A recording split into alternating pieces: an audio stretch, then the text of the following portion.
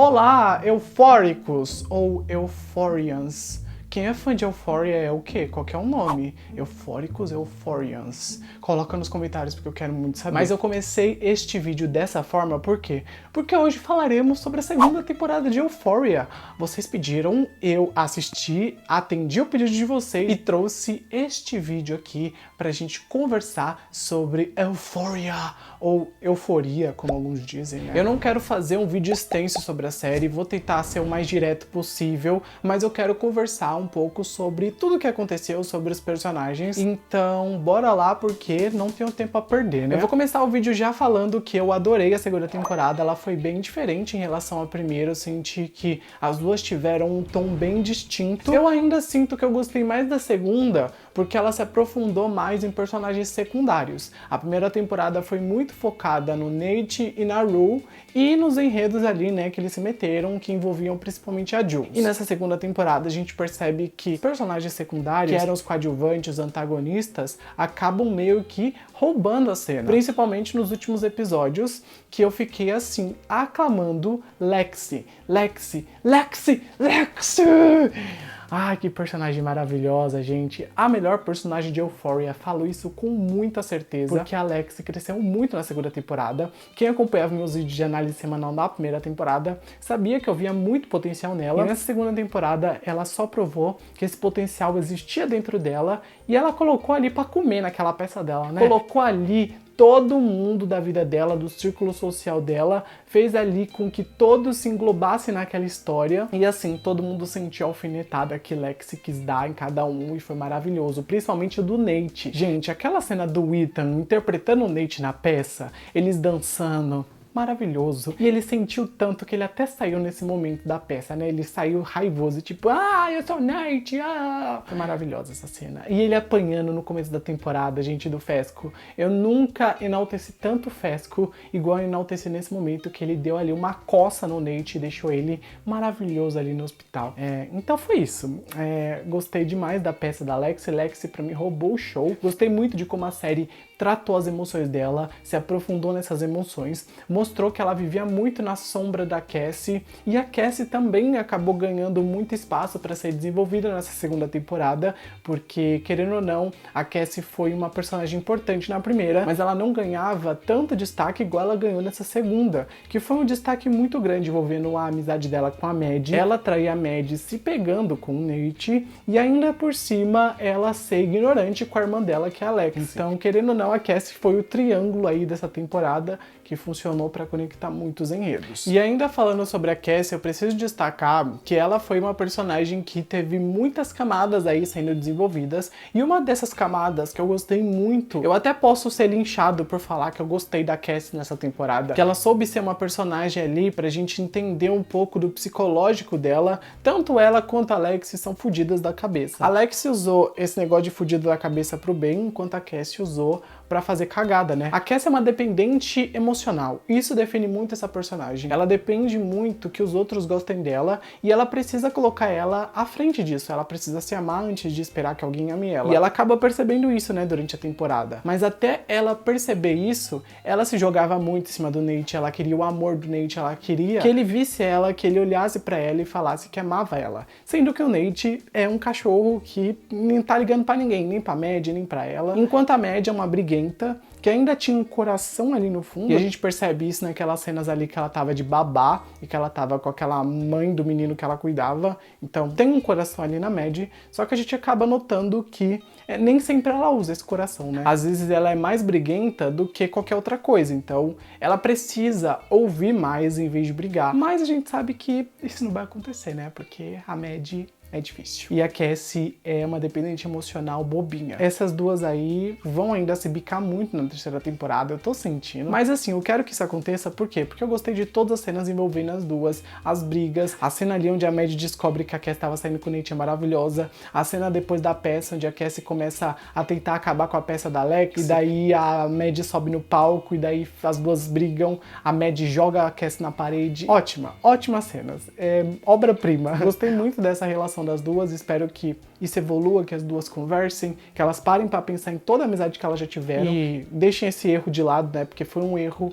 A Maddie tem que entender um pouco do lado do psicológico da Cassie, que eu ainda acho que vai ser mais trabalhado na terceira temporada. E antes da gente passar pro próximo enredo, eu preciso rapidamente aqui comentar que Fesco e Lexi tiveram uma química maravilhosa. Mas eu não sabia que eu precisava ver Lexi e Fesco junto, até ver os dois ali conversando, batendo papo, ele prestando atenção nela, fazendo ela não se sentir invisível, porque a sombra da Cassie, ela se sentia muito apagada. E ainda com as doideiras acontecendo na vida da Rue, envolvendo drogas, o romance dela com a Jules, enfim, a Lexi tava também muito jogada de escanteio e ela não tinha amigo, não tinha irmã, não tinha nada. Ela tava realmente achando que a vida dela era uma peça de teatro, né, ou uma série de TV, como ela mesma diz aí na série, que foi maravilhoso essa metalinguagem que ela usa pra mostrar o quão sozinha ela se sente em tudo isso. Mas gostei como a série trabalhou a relação dos dois. Fiquei muito sentido ali, meu coração ficou apertado quando ela olha pra plateia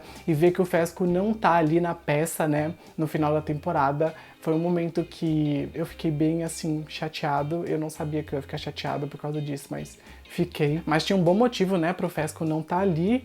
E esse bom motivo é o final de temporada, que eu quero comentar agora. E olha, que final aí. Que final. A primeira coisa que eu vou deixar clara pra vocês aqui nesse final. Eu não senti nada com a morte do Ash. Eu não gostava do Ash. Não sentia verdade nele. A cada pessoa que falava um A, ele já ia lá e matava a pessoa na impulsividade. Não gostava dele, menos um traficante no mundo. Não passo pano ali pras pessoas que falam: ai, eu fiquei tão chateado. Gente, o menino era um capeta. Era pior que o Chuck, o menino. Como que vocês passam pano? O Chuck pelo menos é um boneco sobrenatural que não existe. O Ash existe. Tem muitos Ashes aí, à nossa volta, e vocês passam pano, mas vocês seriam uma das vítimas que morreriam na mão dele. Então assim, chega de passação de pano. Não. Eu, na verdade, quando o laser apontou pra cabecinha do Ash, eu falei: agora atira!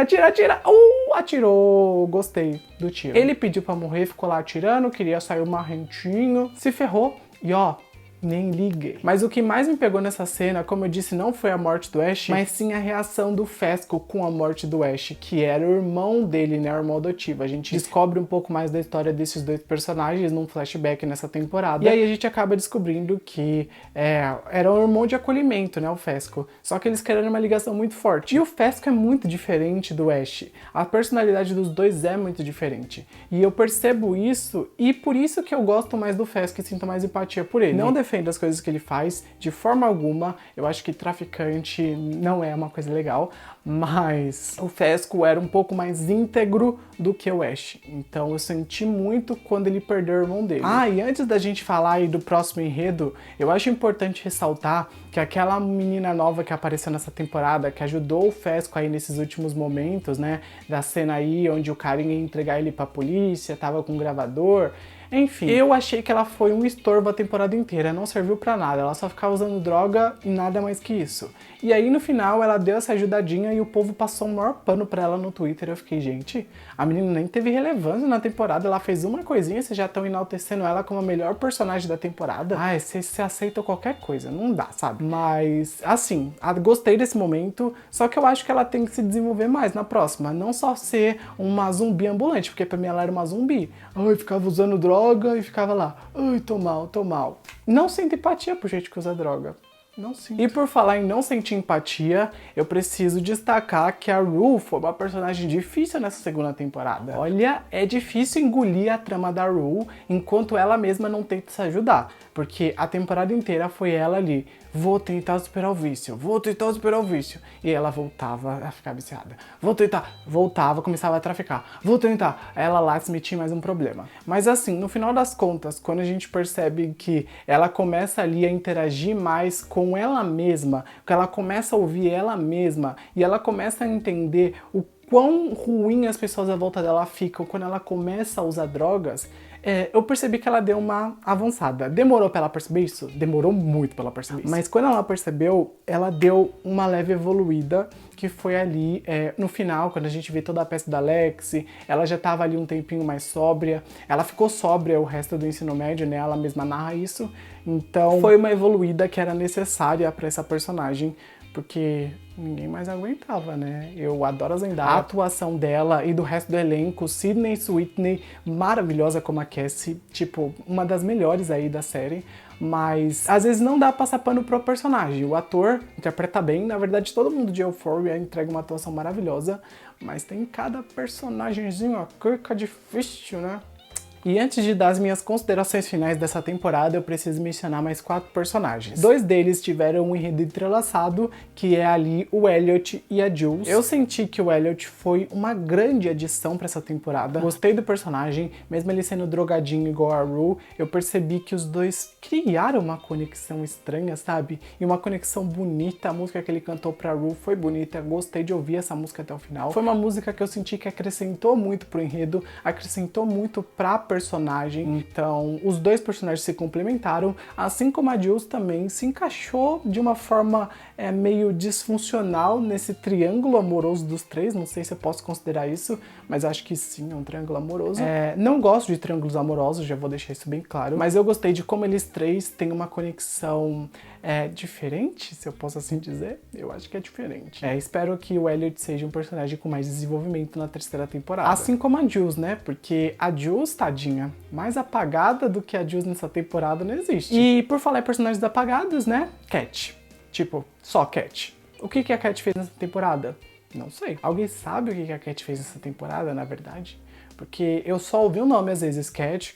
Ela às vezes tinha uns sonhos eróticos, tinha ali uns enredinhos envolvendo o Ethan, envolvendo conversa que ela tinha com a Maddie, mas as tretas dela com o Sam, que é o produtor, né, o Sam Levinson, eu acho que impactaram muito no enredo da personagem, né, porque ela não fez absolutamente nada nessa segunda temporada, vamos ser sinceros, né? E o último personagem que merece um comentário nesse vídeo é o Carl, o pai do Nate, que teve ali o seu momento pra brilhar. Ele ganhou quase que um episódio inteiro pra ele ser desenvolvido. A gente viu o passado dele, a gente descobriu que ele tinha um amiguinho lá, que era mais que um amigo, os dois se gostavam um pouco, e aí rolou uma coisinha, outra, e ele se sentia muito reprimido, e aí ele começou a fazer as cachorradas dele depois que ele teve os filhos, e uma dessas cachorradas foi com a Jules, né? E ele mesmo, no final das contas, falou: tô cagando pra tudo, principalmente depois que o Nate começou a ameaçar ele, né? Sabia dos segredos dele. Então ele cagou pra tudo, jogou na cara dos filhos, da mulher, que ele comia todo mundo que ele quisesse, que ele fazia o que ele queria. E aí a gente vê até no final da temporada o Nate tentando mexer com a cabeça do pai dele, jogar um monte de ideias na cabeça do pai dele. E aí a polícia aparece pra prender o Cal, porque o Nate muito provavelmente deve ter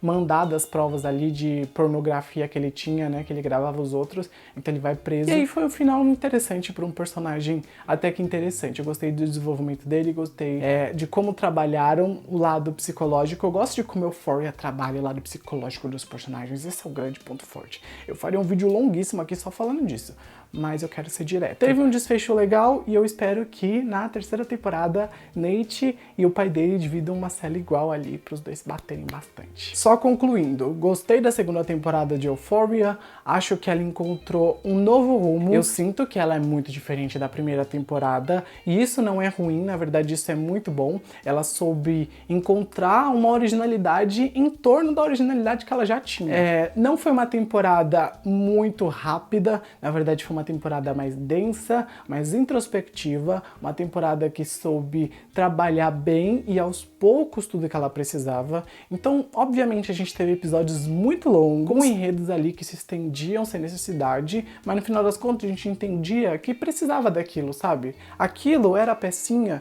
para complementar outra coisa depois. Pra mim é isso. É uma temporada que caminhou bem sobre entregar o que precisava de uma forma boa. Como sempre, Euphoria tá entregando uma linda fotografia, uma linda cinematografia em tudo, uma trilha sonora que complementa as emoções dos personagens. E claro, né, a direção do Sam Levinson pra série é uma das melhores coisas aí dela, porque o cara é fera, ele faz com muito amor, a gente sente. E era isso que eu tinha pra comentar sobre a segunda temporada de Euphoria, espero que vocês tenham gostado do vídeo. Se gostaram, não esquece de deixar o like que me ajuda, se inscrever no canal no botão vermelho, que é muito importante. E claro, comenta lá embaixo a sua opinião sobre a temporada e o que você espera de uma terceira. Coloca tudo lá que eu quero muito ler. Um grande beijo, abraço, até o próximo vídeo, gente. E tchau.